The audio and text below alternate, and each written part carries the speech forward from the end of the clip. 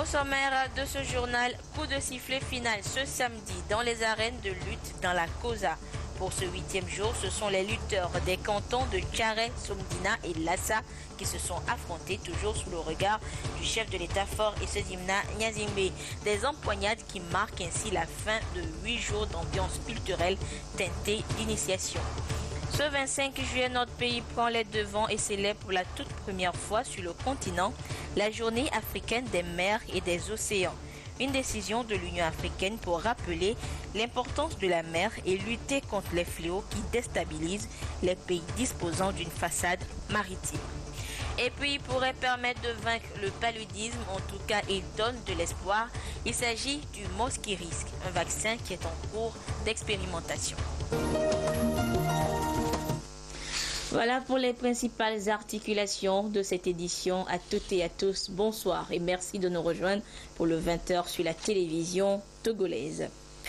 C'est fini pour Evala 2015. Durant 8 jours, les jeunes Kabyles ont démontré leur maturité à travers bravoure et agilité dans les arènes. Et ce samedi, avant le coup de sifflet final, 3 cantons ont connu leur champion pour cette année. Tout a débuté par l'arrivée du chef de l'État à Tchare pour la finale. Le récit avec notre envoyé spécial dans la Cosa, Komu Poyode.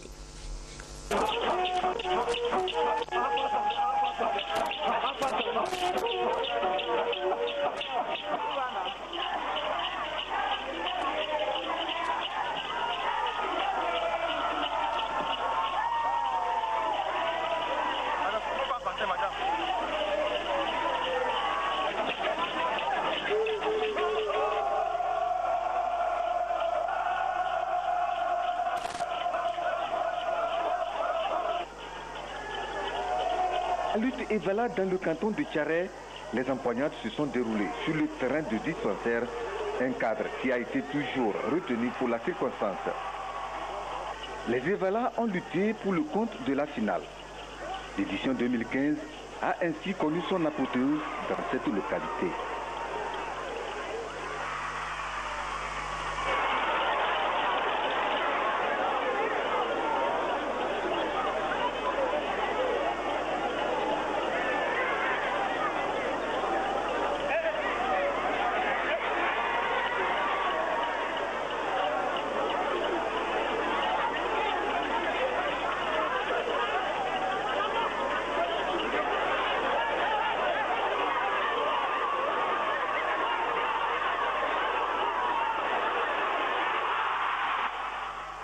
La partie a opposé les Evala de Tchare en rouge à ceux de Wiamde en blanc. Chaque camp voulant remporter la victoire, la nécessité d'utiliser.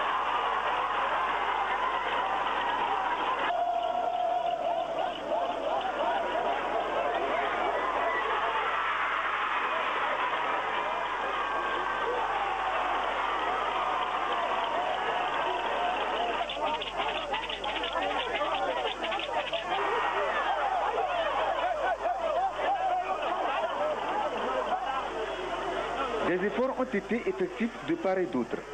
Mais au finish, ce sont les Evala de Tchare en rouge qui ont remporté la victoire en battant ceux de Wiamde 15 contre 14. Chez les Awaza, la chance a été du côté de Wiamde. Ce camp gagne par...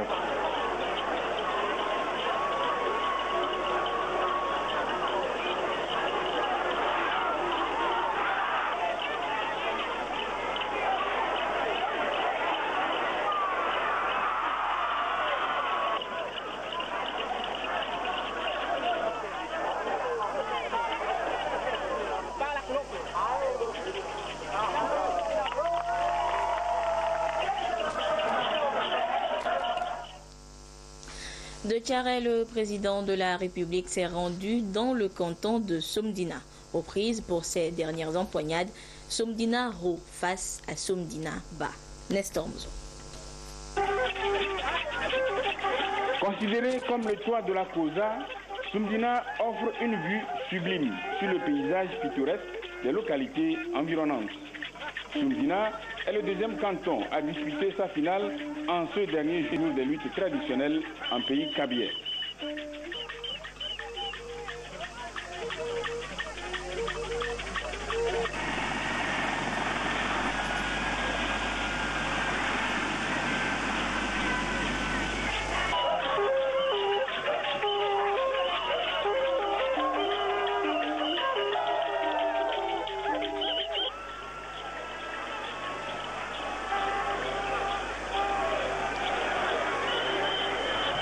la finale à Soumdina, Soumdina Haut en vert rencontre Soumdina Bas en blanc.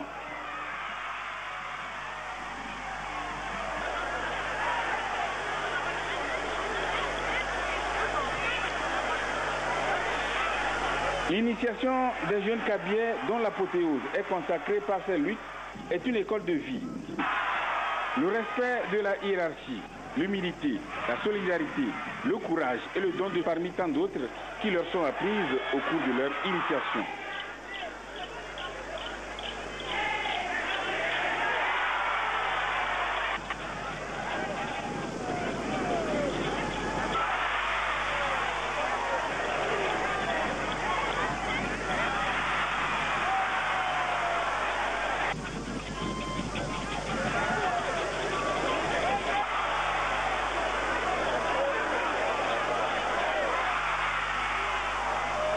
Dans l'arène, chacun des lutteurs doit étaler les techniques apprises de ses aînés, parfois faire preuve de spontanéité et de ruse pour gagner.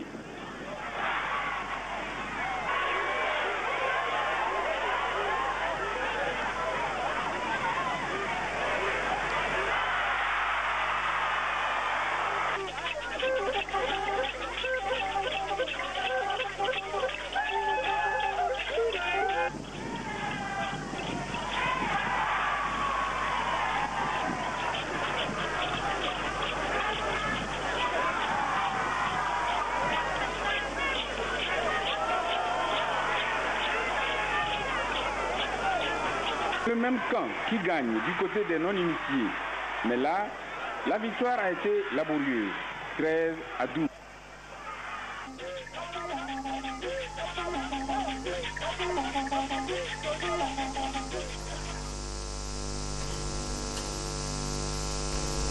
Soumdina Ba a donc battu Soumdina Haut par 38 contre 14. Et la dernière finale des luttes est valable pour le compte de cette année. C'était du côté de Lassa. Et comme dans les arènes des autres cantons, le chef de l'État a admiré l'habileté des initiés et des non-initiés de Lassaro contre ceux de Lassa Ba. Nous y reviendrons dans le courant de cette édition. Dernières empoignades donc ce samedi dans les arènes de la COSA, mais première célébration ce 25 juillet de la journée africaine des mers et des océans. Une décision de l'Union africaine pour rappeler que la mer est pour les pays côtiers un véritable accélérateur de développement à condition de la protéger. Et c'est la ville d'Anéro qui a abrité cette toute première célébration au Togo et sur le continent. Edem Susukba.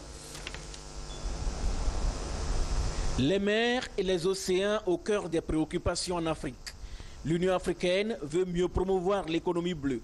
Et le 25 juillet de chaque année est désormais retenu pour célébrer la journée africaine des mers et des océans. Anéro, ville historique et côtière, première capitale du Togo, s'honore d'accueillir la première édition de cet événement qui va permettre aux acteurs nationaux impliqués dans la gestion de la mer de s'engager une fois encore à proposer des solutions idoines pour la protection de l'environnement marin. Un espace qui constitue l'un des pivots du développement économique et social des pays côtiers. La mer ou les océans représentent dans la vie de nos populations quand même, je veux dire, un pouvoir économique énorme. Et cette mer, c'est les océans aussi qui absorbent au moins les 30% de gaz carbonique. Et c'est les océans aussi qui nourrissent les populations avec les poissons. Et au Togo, nous sommes confrontés à un problème qui est le problème de l'érosion côtière, quand on parle de changement climatique. Alors, cette journée nous aide à encore sensibiliser davantage nos populations sur la nécessité de respecter la mer et tout ce qui s'y trouve. Quand on pense que, bon, il y a au moins une faune et une flore importante aussi de la mer et qui nous permettent quand même de nous soigner, il y a lieu quand même d'insister sur cet aspect des choses. Science, application, sécurité future des mers et océans en Afrique. C'est le thème de cette journée. Il en appelle à une véritable prise de conscience dans la protection de la mer, de la pêche illicite, de la pollution, de la piraterie et de l'érosion côtière. L'exposé sur la situation a permis de relever que les côtes togolaises sont menacées et la ville d'Anéro va se retrouver dans les eaux si rien n'est fait. La première route a été déjà engloutie et la seconde abandonnée. La mer gagne du terrain progressivement. Qu'est-ce qu'on peut faire face au sujet d'érosion côtière? Il faut recharger les plages. C'est la solution qui reste. Depuis 30 ans, 40 ans qu'on observe ce système côtier. Aujourd'hui, il est clair qu'il n'y a plus de sédiments transportés par la mer du port vers Anéhor et d'Anéhor vers le Cotonou. Il faut recharger les plages. Au constat de 2013, au constat de 2015, dans les casiers, un recul de 3-4 mètres. Ailleurs, 12 mètres, ailleurs, 15 mètres, 16 mètres par an. Le résultat global, c'est que d'ici 10 ans, 15 ans, 20 ans, si on reste dans la logique de l'Union africaine 2050, dans 35 ans, vous comprenez que beaucoup de parties de cette ville vont partir. L'on ne peut véritablement tirer profit de l'espace marin que quand il est protégé. Le Togo est conscient et attache du prix à la sûreté et à la sécurité de la richesse bleue. Sur la question, le gouvernement togolais, comme vous le savez, est toujours resté très concerné et actif, n'hésitant pas, dans bien de forats internationaux, à attirer la conscience de la communauté africaine, voire universelle, sur les différentes menaces de l'espace maritime et l'impérieuse nécessité de les protéger. Cette journée africaine qui commence aujourd'hui par cette célébration répond à plusieurs objectifs.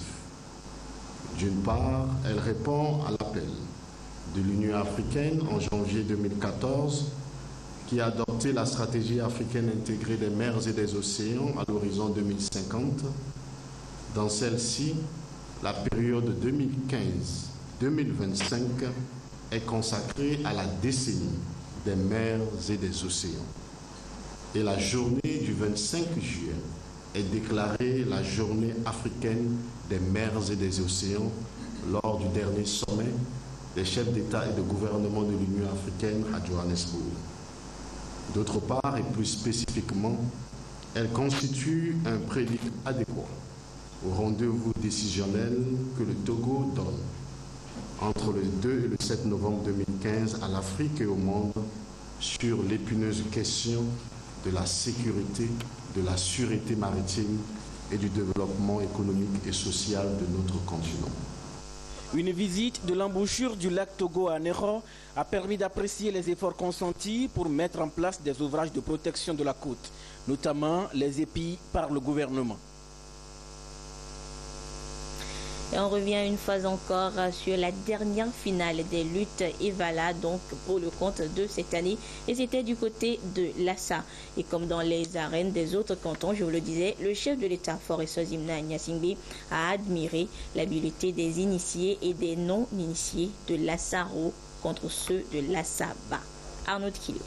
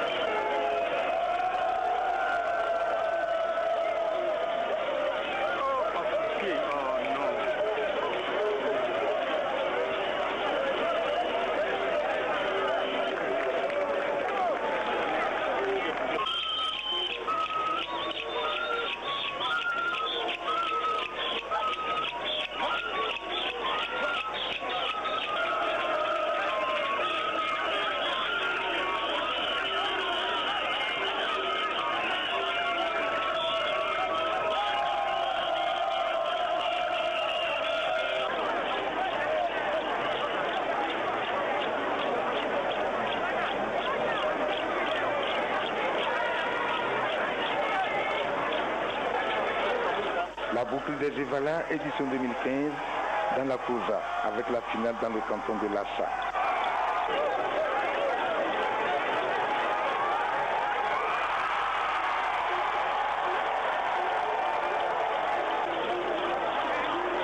Clôture officiellement les luttes traditionnelles en pays kabyle.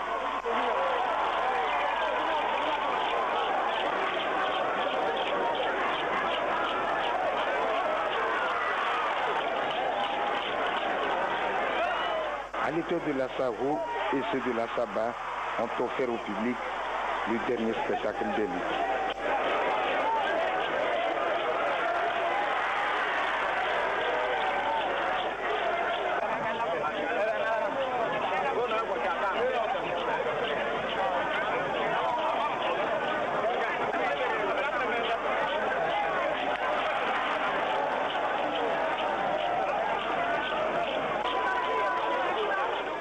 Au décompte, chez les Évalins, la Savo en short blanc gagne la Saba en rouge avec 10 points de différence.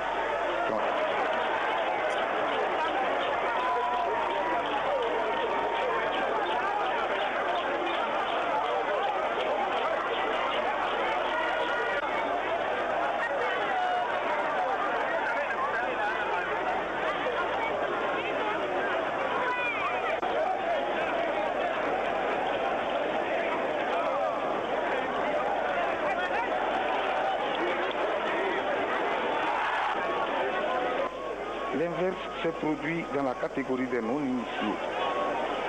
La Saba en rouge prend le dessus avec un point d'avance sur la Savo, 20 contre 19.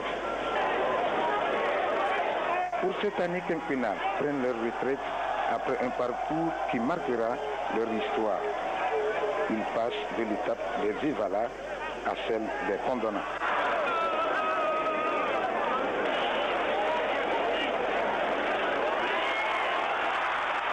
Après les cérémonies condamnatives qui s'effectuent chaque 5 ans, les Évalins qui ont définitivement leur place à leur cadet pour y vendre.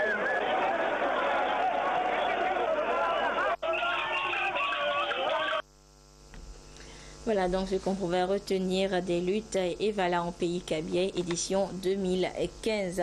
Et toutes nos excuses pour les quelques imperfections constatées dans la diffusion des images.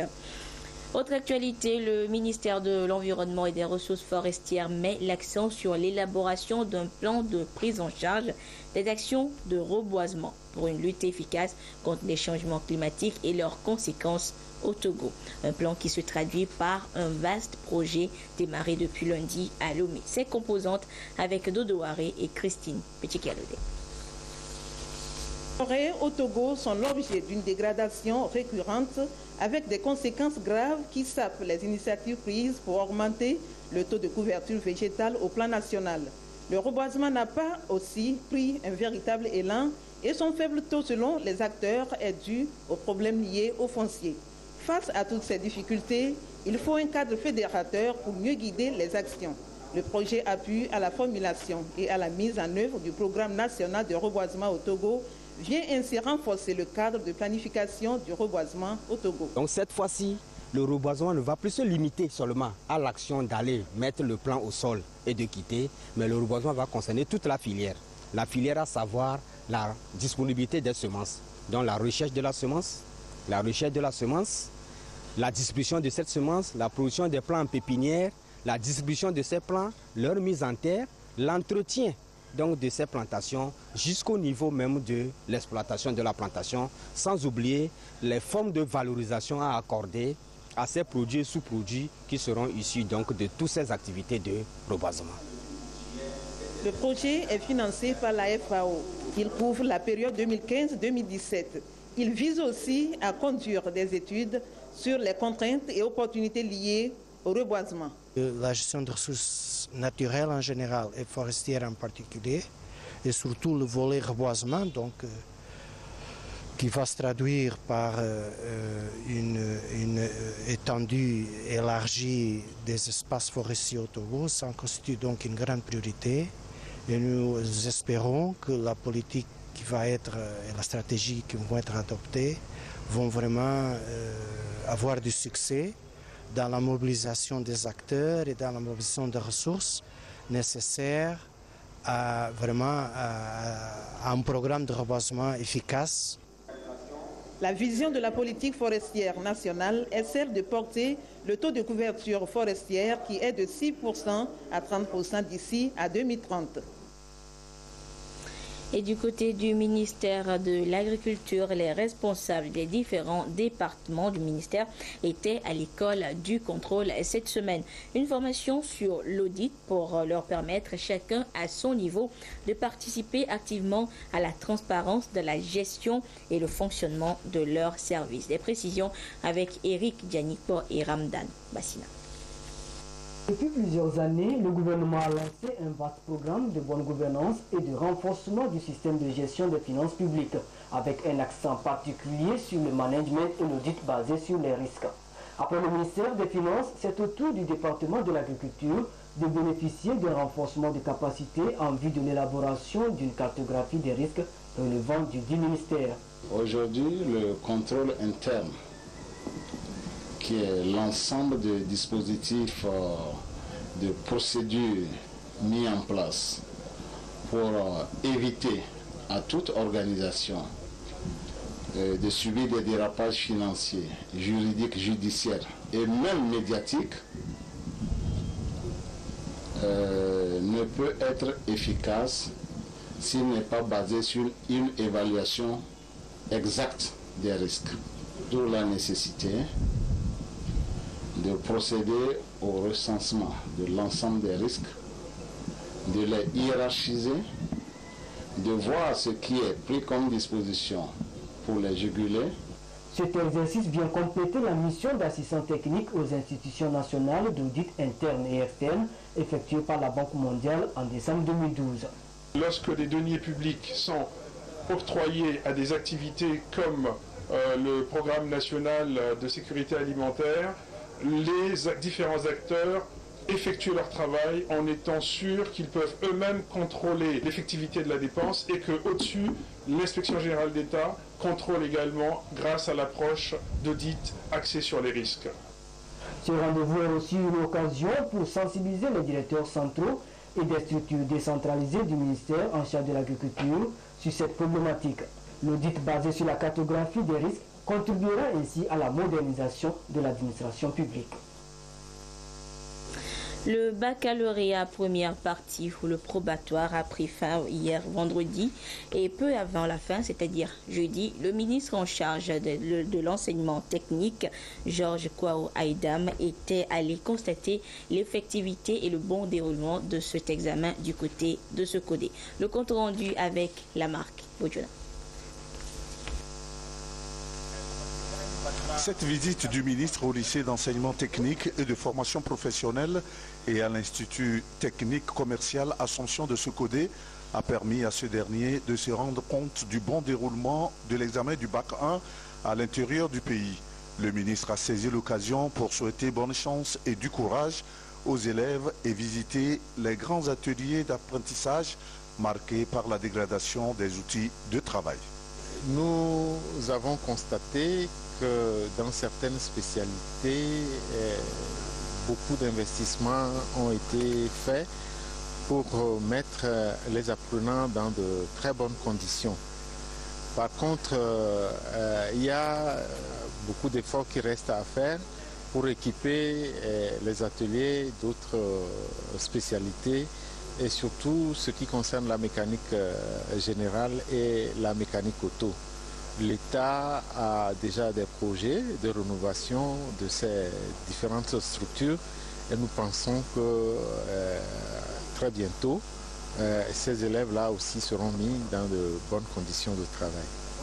Que ce soit à l'ITC Assomption ou au lycée technique, le ministre a échangé avec le corps professoral sur les conditions de travail et rassuré le personnel de la disponibilité du gouvernement à trouver des solutions aux éventuelles difficultés et l'encourager à poursuivre son travail bien fait comme par le passé pour la bonne éducation des élèves. Le proviseur du lycée technique de Secodé, Yerima Agrian, a remercié le nouveau ministre de l'enseignement technique et de la formation professionnelle à qui il a chargé de transmettre les reconnaissances du corps professoral au chef de l'État pour tout ce qu'il fait pour le bien des élèves et du corps d'encadrement. Brazzaville, la capitale politique congolaise, a accueilli le forum Forbes Afrique. Cette 4e édition était consacrée à la révolution numérique comme accélérateur de la croissance africaine, l'occasion de relever les prouesses économiques qui s'opèrent sur le continent grâce aux nouvelles technologies. Les chefs d'État africains ainsi que de nombreuses personnalités du monde des affaires y ont pris part. Aimé Abalo. Autour du président Denis Sassou Nguesso du Congo, Alassane Ouattara de Côte d'Ivoire et John Dramani Mahama du Ghana pour honorer l'édition 2015 du Forum Forbes Afrique. Cette 4e édition a aussi fait appel à de nombreuses personnalités du monde politique, économique et des affaires pour débattre de la révolution numérique comme accélérateur de la croissance en Afrique. En effet, cette dernière est résolument en marche sur le continent africain avec plus de 700 millions d'abonnés mobiles, plus que les États-Unis et l'Europe, un taux de connexion qui explose et des revenus issus d'Internet qui représentent déjà 3,70% du PIB du continent africain et plus de 3 fois la part qu'il représente dans les économies développées. Si de grands défis restent à relever, notamment en matière d'infrastructure, les progrès du numérique sont une formidable source d'opportunités pour les entreprises, les États et les populations. Aussi, d'éminents experts et acteurs internationaux et personnes ressources comme Manuel Barroso, ancien président de la Commission de l'Union européenne, Shimon Peres, ancien président israélien, ou encore Abdoulaye Diop-Tchane, ancien président de la BOAD, ont-ils souligné l'impact économique et social du numérique sur la croissance et le développement des sociétés lors des débats et tables rondes qui ont abouti à des pistes de solutions politiques pouvant favoriser la digitalisation de l'Afrique, tout en soulignant également l'importance de l'innovation et de l'investissement dans ce domaine. En se penchant donc sur ce secteur clé de l'économie au XXIe siècle, l'ambition de ce 4e forum est claire. Mettre en lumière les conditions et les solutions publiques et privées qui rendent possible le décollage digital de l'Afrique, tout en garantissant une croissance partagée par tous. Et l'Afrique en plein essor est également au cœur du sommet mondial de l'entrepreneuriat, une initiative de la Maison-Blanche ouverte ce samedi à Nairobi, au Kenya, par le président américain et son homologue kenyan, Uhuru Kenyatta. Dans son discours, justement, Barack Obama a salué le dynamisme d'un continent devenu l'une des régions du monde à la plus forte croissance. Un continent en marche, a-t-il dit. Rappelons que le président américain est pour la première fois en visite dans le pays d'origine de son père depuis son élection à la Maison-Blanche. Et l'essor de l'Afrique ne sera que fulgurant si le nouveau vaccin en expérimentation contre le paludisme venait à être homologué. Pour l'heure, le Mosquirix, c'est son nom, ne guérit qu'à 50%, surtout les patients de moins d'1 an. Mais cela est une grande avancée dans la lutte contre la maladie. Regardez. Le plus grand tueur en série du continent est-il en passe d'être stoppé? La pandémie qui tue un enfant chaque minute est-elle sur le point d'être éradiquée? Il ne faut pas crier victoire trop vite, mais un vaccin expérimental anti-paludisme vient d'obtenir un avis positif de l'Agence européenne de médicaments. Cela veut dire qu'il pourra être expérimenté en dehors de l'Europe. C'est le premier vaccin au monde contre un parasite. Ce n'est pas juste le premier vaccin contre le paludisme. Cela n'a jamais été fait avant et il y a 10 ans, les scientifiques juraient que c'était impossible. 30 ans que le géant pharmaceutique britannique GlaxoSmithKline travaille sur ce vaccin pour aboutir à ce résultat. Mais attention, son efficacité est limitée. Le vaccin est efficace à 56% pour les bébés de 5 à 17 mois, 31% seulement pour les nourrissons. Son efficacité diminue au bout d'1 an. Aucun effet en revanche contre les paludismes sévères. Personne ne revendique la perfection. En réalité, aucun vaccin n'est efficace à 100%. Notre vaccin protège entre 25 et 50% selon le groupe d'âge et en utilisant des moustiquaires. Une avancée notoire donc, mais pas la panacée. Les organisations en prise directe avec les malades sur le terrain se posent d'autres questions. Ce vaccin est vraiment le bienvenu. Pour la première fois, on commence à avoir des résultats. Mais il subsiste certaines questions. Combien cela va coûter? Comment va-t-il être distribué? Combien de temps durera-t-il? Le géant pharmaceutique affirme que le vaccin sera commercialisé à prix coûtant, sans réaliser de bénéfices. Pour la commercialisation, il faudra attendre novembre prochain et l'homologation de l'Organisation mondiale de la santé. Retour au Togo et direction Kamboli dans la préfecture de Tchamba où la brigade territoriale a mis la main la semaine dernière sur un véhicule transportant un important lot de cannabis on dirait en venant de Mauritanie. Et vous allez le voir, les trafiquants ne tarissent pas d'originalité pour faire convoyer leurs marchandises illicites. La marque Bojona.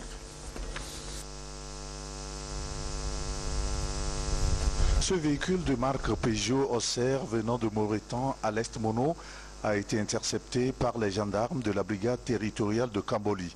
Il a à son bord une quantité de 2034 kg de cannabis.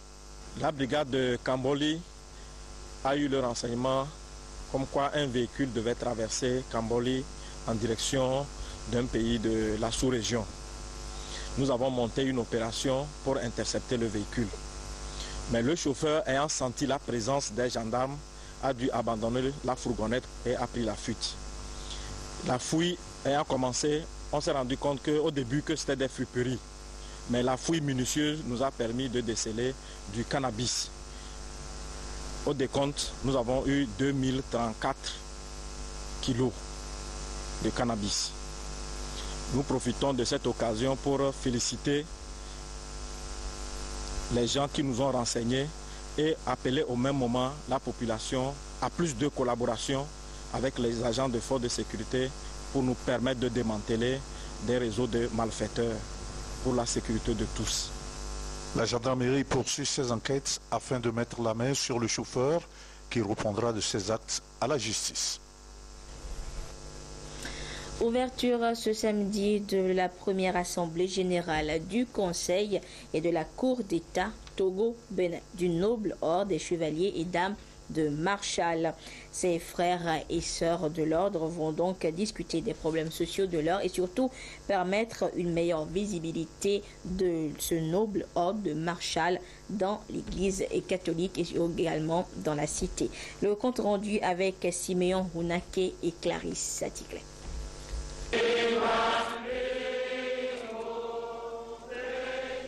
Ils sont des chevaliers et dames du noble ordre de Marshall et proviennent des 3 régions qui constituent le Conseil et la Cour d'État Togo-Bénin, à savoir la région maritime Ouest, la région maritime Est et la région des Plateaux. Cette première assemblée générale du Conseil et de la Cour d'État, présidée par l'évêque d'Anéro, Monseigneur Isaac Jacques Gaglo, est une tribune pour le noble ordre de Marshall de renforcer sa visibilité. Il sera également présenté le rapport périodique de chaque région. Nous avons demandé à obtenir le Conseil d'État. Et dès que le Conseil d'État a été consacré, toutes les régions ne se retrouvent plus jamais ensemble. C'est l'occasion de leur permettre de fraterniser, de se connaître. Autrement, deux chevaliers peuvent se rencontrer quelque part et ne pas se connaître. C'est l'occasion pour eux ici de faire le lien et que dans l'État, tout le monde puisse se connaître. Ensuite, c'est également un autre mode d'expression de l'ordre qui peut maintenant se pencher sur les problèmes de son milieu de vie en dehors des activités qui concernent l'ordre et les séances de prière.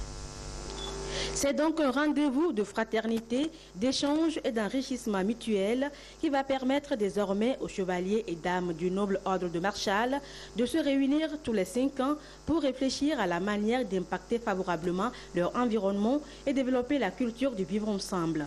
Tel est justement l'objectif du noble ordre des chevaliers de Marshall, qui est une société initiatique catholique au sein de laquelle évoluent socialement et spirituellement les chrétiens catholiques pratiquants qui se consacrent aux œuvres de l'Église. Ils aiment et défendent l'Église et pratiquent la charité fraternelle pour les nécessiteux. À ce jour, l'ordre de Marshall est implanté au Togo, au Libéria, au Bénin, en Angleterre et en Sierra Leone et compte au total 117 conseils.